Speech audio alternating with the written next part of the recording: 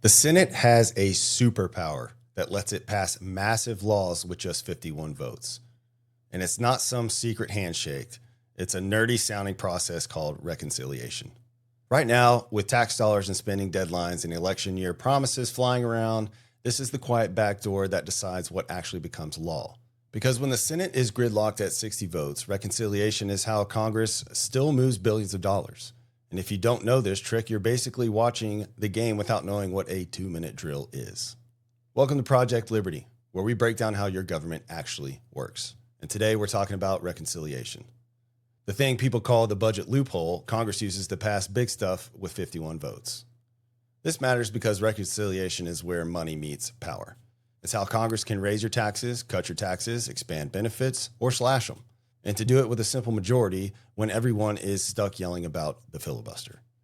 So here's the roadmap. First, we're going to talk about what reconciliation is, why you only need 51 votes, what it can and can't do, and why this one process keeps deciding the biggest fights in American politics.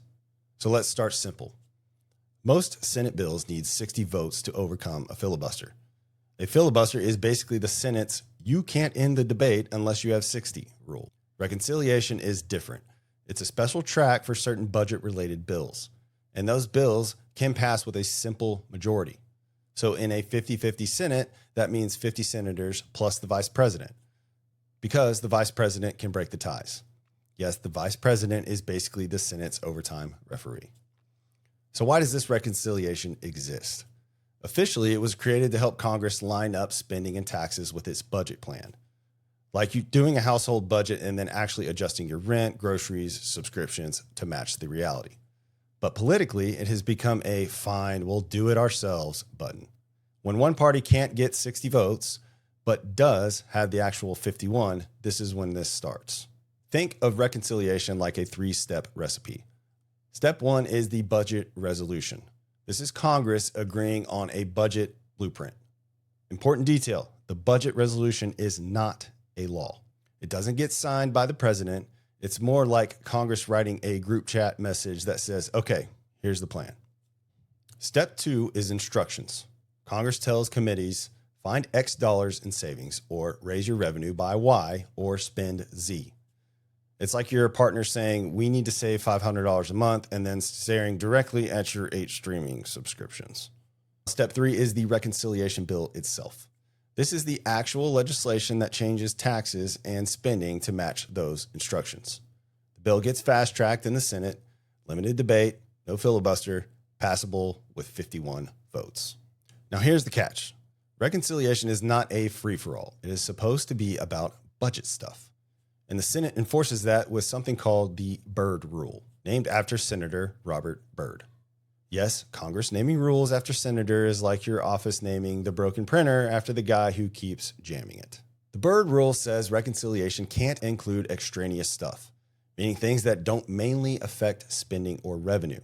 So if you try to break that into big policy change that isn't really budget related, senators can challenge it. And then a key person steps in, the Senate parliamentarian. That's the rules referee for the Senate, not elected, not a partisan superstar, just the person who tells everyone, yeah, that's not allowed under the rules. But if someone violates the Byrd Rule, it usually gets stripped out, unless the Senate votes to override. And that takes 60 votes, which defeats the whole point of this thing. So reconciliation is powerful, but it's not magic. It's more like a very specific cheat code that only works one level of the game. Here's the simplest way to think about it. If it changes taxes, spending, or the debt limit, it's a good shot. If it's mainly a big social policy change with no real budget impact, it's in danger. That's why reconciliation often gets used for huge economic packages, tax cuts, healthcare subsidies, student loan related changes that affect federal spending, big climate or energy incentives done through tax credits. But there are limits. If the policy impact is bigger than the budget impact, it can get flagged.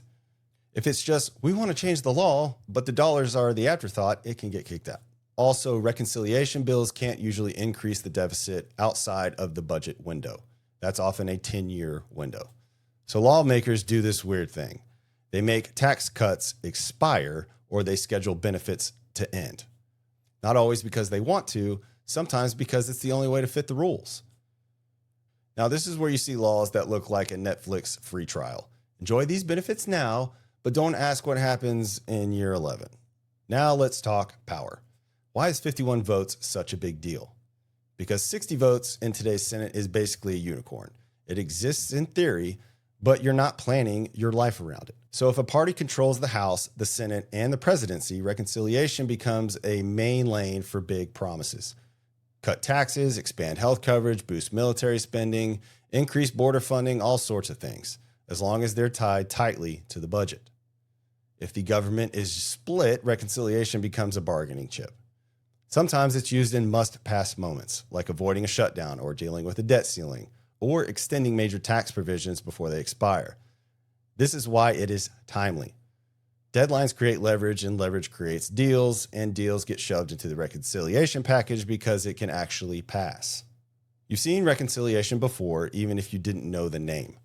Major tax packages have used it.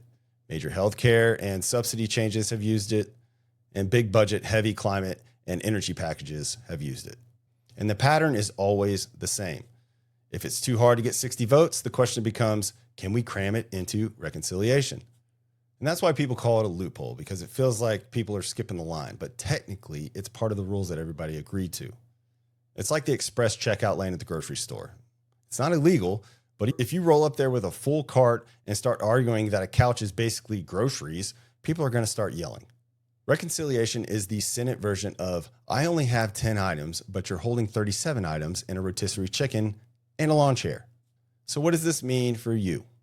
It means the biggest changes to your money often happen through reconciliation. Your taxes, your health insurance costs, student aid, energy credits, prescription drug costs, even whether Congress can pay its bills without the chaos. If politicians are making big promises during the election year, watch what they try to put in reconciliation, because that's the lane where promises can turn into actual law, or the promises can go to die when they don't fit the rules. So here's something actionable. When you hear 51 votes, budget package, or reconciliation, ask yourself two questions. Does it change spending or taxes directly? And when does it expire? Because expiration dates are where the real story hides. That's the part that can hit your paycheck later, or your benefits later, or your taxes later.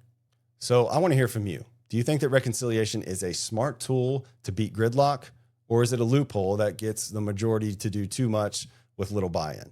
Drop your take in the comments below.